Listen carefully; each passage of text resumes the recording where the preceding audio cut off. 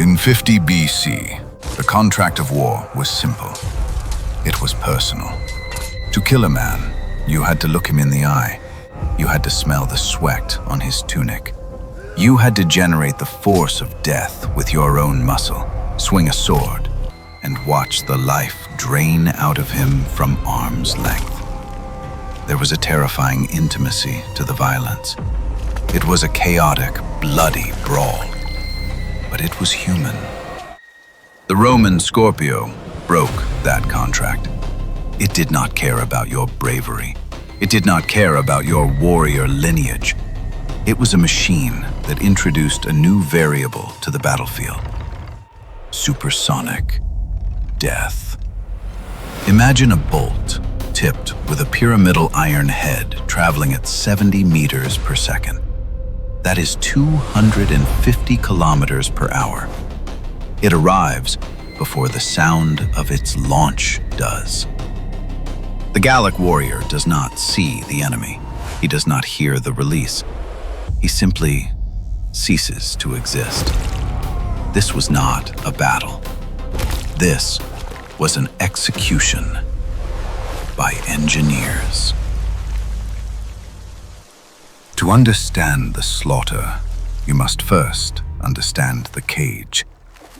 We are at Alesia, central France. From the air, it looks like a geometric scar on the earth, a double ring of fortifications.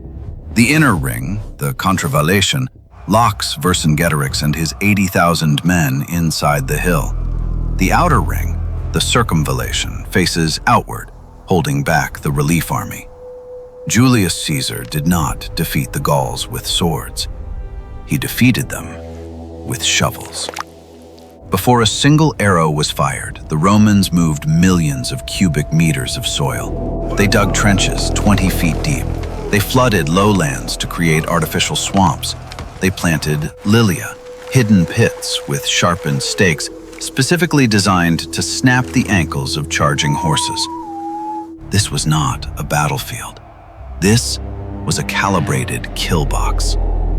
Inside the rings, 50,000 Roman legionaries, a professional fighting force supported by a logistical empire that spanned 3 continents. Outside, 250,000 Gauls, a massive, starving tide of humanity. The numbers say the Romans are doomed, 50,000 against 300,000.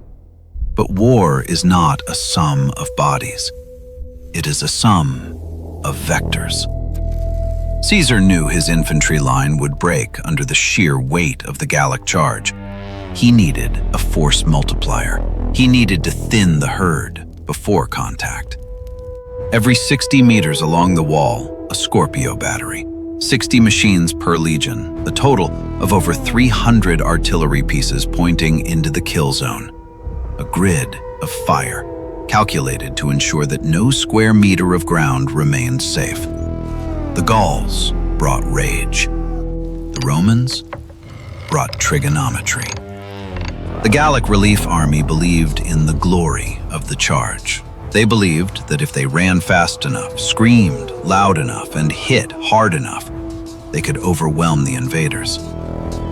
They did not understand that they were walking into a physics experiment. To understand the carnage, we must dissect the engine. The Gallic archer relies on tension. He bends a piece of wood. The power is limited by the elasticity of the timber and the strength of the man's arm. But the Roman Scorpio utilizes torsion. It does not bend, it twists. 2 massive skeins of rope tightened by iron levers until they scream with potential energy. This is not a bow. It is a spring-loaded cannon. The Romans did not use just any rope. They used biology. Women's hair, horsetail, or, most prized of all, the neck tendons of oxen. These organic fibers possess a terrifying elasticity. When twisted into a coil, they store kinetic energy like a battery. The more you twist, the more violence you bank for later. This is not an arrow. An arrow is a featherweight. designed for flight. This is a bolt. Thick, heavy, ugly. It is short and rigid, designed to handle the massive G-force of the launch without shattering. But the genius is in the tip. It is not a broadhead meant to slice skin. It is a bodkin point, a solid pyramid of iron. It has one function: armor penetration. It acts as a wedge, forcing apart iron rings and splitting wood grain like an axe. A strong man swinging a broadsword generates roughly 60 to 100 joules of energy. That energy is spread across the length of the blade. It hits a shield, and the shield absorbs the shock. The Scorpio delivers 180 joules into a point the size of a thumb. This is the fatal variable. The Gallic shield is made of laminated wood and leather. It is designed to stop a slash. Against a supersonic bodkin point, the shield's structural integrity is irrelevant. The bolt strikes with such velocity that it does not push the shield back. It punches through. And in doing so, it forces the wood to explode inward. The bolt ignores the wood. It punches through the shield arm, shattering the radius bone into fragments. But the bolt still retains 80% of its kinetic energy. It continues its trajectory through the arm, into the chest, puncturing the lung. The warrior is pinned to his own shield by a rod of iron. And the machine does not tire. A skilled crew can reload and fire 4 times a minute. Multiply that by 60 machines. That is 240 bolts per minute. 4 bolts every single second. It creates a mathematical wall of death that no courage can overcome. The signal is given. The dam breaks. The Gallic relief army surges forward. From a physics perspective, this is no longer a collection of individuals. It is a fluid, a high-density liquid moving at 15 kilometers per hour, channeling into the narrow valleys surrounding the Roman position. Observe the density: 4 men per square meter, a carpet of flesh and wood extending back for a mile. They are fueled by the momentum of the mass behind them. They cannot stop. They cannot turn. 300 meters, the kill zone. The Roman centurions do not panic. They watch the range markers. At 250 meters, the first volley is released. It is a flat trajectory fire. The bolts fly parallel to the ground at chest height. The front rank simply evaporates. There is no explosion. There is no fire. Just a sudden, kinetic subtraction of life. Men running at full sprint are struck by 180 joules of force. The charge does not stop, but it stutters. The fluid dynamic is disrupted by the turbulence of its own dead. This is the momentum trap. The men in the front row want to stop. They see the wall of death, but the men in the 10th row cannot see it. They are still pushing forward, driven by adrenaline and the physical pressure of the thousands behind them. The front ranks are crushed between the Roman shield wall and their own reinforcements. They are not dying from swords. They are dying from compressive asphyxia, rib cages snapping under the weight of their own army. Panic is a function of helplessness.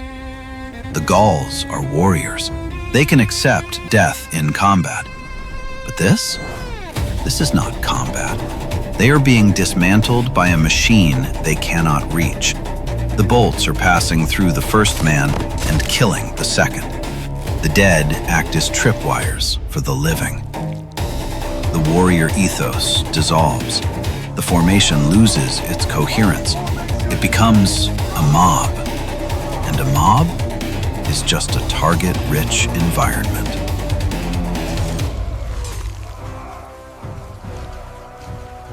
Rome did not win Alesia because they were braver.